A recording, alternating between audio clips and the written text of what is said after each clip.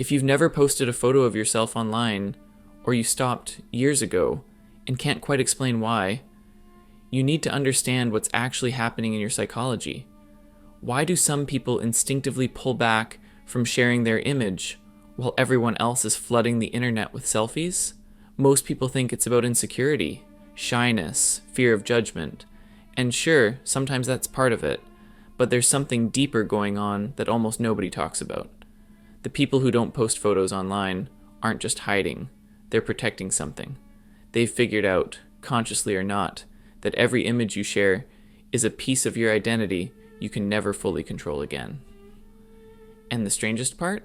The psychology behind this reveals more about human nature, power, and self-preservation than 1,000 carefully curated Instagram feeds ever could. Let's talk about what's actually happening in the mind of someone who refuses to participate in image culture. Carl Jung had this concept he called the persona. It's the mask you wear for the world, the version of yourself you present to survive socially. But Jung was obsessed with what happens when that mask becomes more real to others than your actual self. When people only know your persona, they don't know you, they know a performance. Now apply that to social media. Every photo you post becomes a frozen persona, a version of you that exists independently, forever, interpreted by strangers. And here's what the research shows. People who avoid posting photos have a heightened awareness of this split.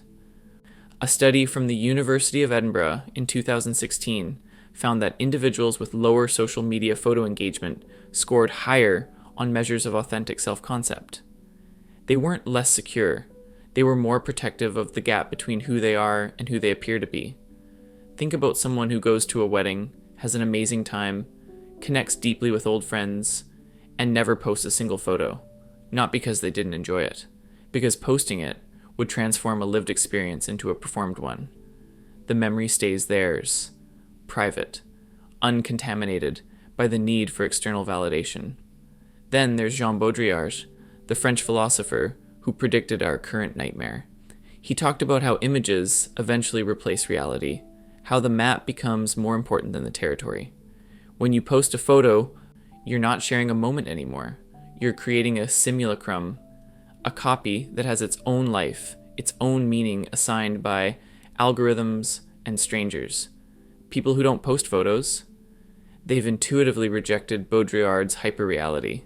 They've said, no, I will not let images of me become more significant than my actual existence. A 2019 study from Stanford looked at what they called privacy protective behaviors online. They found that people who limited photo sharing weren't paranoid. They demonstrated stronger internal locus of control, meaning they believed they decided their worth, not the crowd. They didn't need the feedback loop of likes and comments to feel real. The psychology gets even sharper when you realize what photo posters are actually doing. They're outsourcing their self-esteem to an audience. Every image is a question. Am I attractive enough? Interesting enough? Worthy enough? And the answer comes from strangers who scroll past in half a second. But the person who doesn't post? They've kept that evaluation internal. They've maintained sovereignty over their self-image. That's not weakness. That's psychological autonomy most people have completely surrendered. But let's not pretend this is all enlightened detachment and psychological sophistication. Because there's a shadow side to not posting photos. And it's worth examining, honestly. Some people aren't posting because they've transcended the need for validation. They're not posting because they're terrified of it. There's a difference between choosing invisibility from strength and hiding because you're convinced you'll be rejected, and that distinction matters. Think about the person who avoids photos because they hate how they look, not in a healthy, I don't need external approval way, in a deep, painful, I don't deserve to be seen way. They're not protecting their authentic self. They're burying it.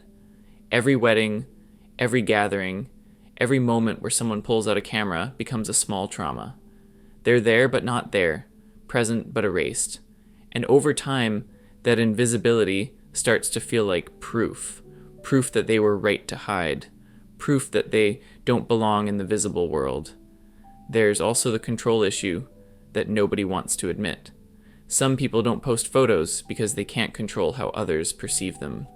And that lack of control feels unbearable. It's not wisdom. It's anxiety masquerading as principle. They've convinced themselves they're above the game, but really they're just too afraid to play. And the cost? They're absent from their own life story. Years pass and there's no visual record. No evidence they were ever young, ever joyful, ever there. Then there's the isolation that creeps in. We live in a culture where visibility equals existence. Fair or not, that's the reality. And when you remove yourself from that completely, you become a ghost. Friends stop tagging you. Invitations slow down.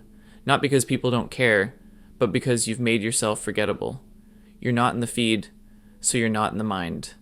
Out of sight, genuinely out of mind. And sometimes, the refusal to post photos is about something darker. A desire to remain unknowable. To hold all the power in relationships by never being fully seen. It's a form of emotional withholding. You know everything about everyone else through their photos, their posts, their lives on display, but you give nothing back. You watch from the shadows. And that asymmetry, that's not depth. That's detachment bordering on disconnection. There are people who don't post photos and feel free. And there are people who don't post photos and feel trapped. The difference is whether the choice comes from self-possession or self-rejection, from boundary or barrier, and only the person living it knows which one is true. But when the choice to not post photos comes from the right place, when it's genuine rather than fearful, there's a kind of freedom most people will never experience. You get to live without performing, without that split-second calculation every time something happens. Should I post this? How do I frame it? What caption makes me seem interesting but not trying too hard? That constant background hum of self-surveillance just disappears. You're at dinner with someone you love, and you're actually there, not half present while the other half is already composing the post, not experiencing life through the lens of how it will look to others. And the peace that comes from that? It's profound, because you've stopped feeding the machine that turns every moment into content, every experience into performance, every private joy into public property.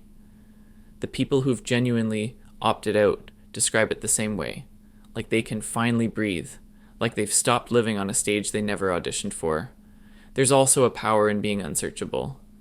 In a world where everyone's face is cataloged, tagged, mapped by facial recognition, archived forever.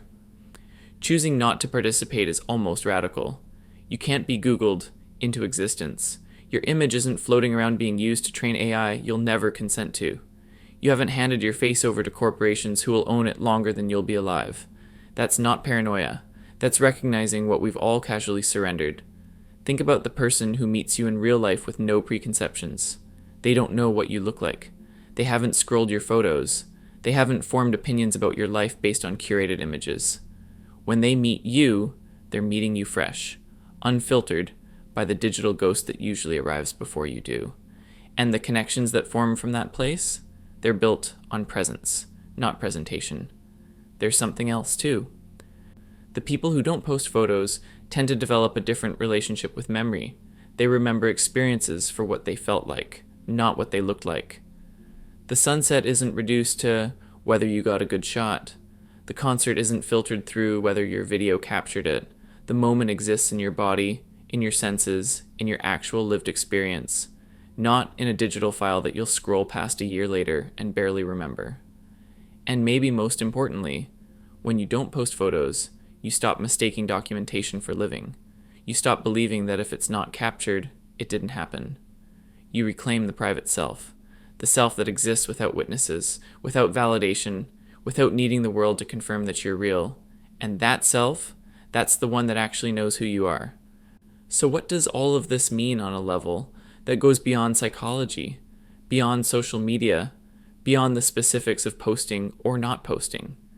It means we're living through a fundamental shift in what it means to exist as a human being. For all of history until about 15 years ago, your image belonged to you.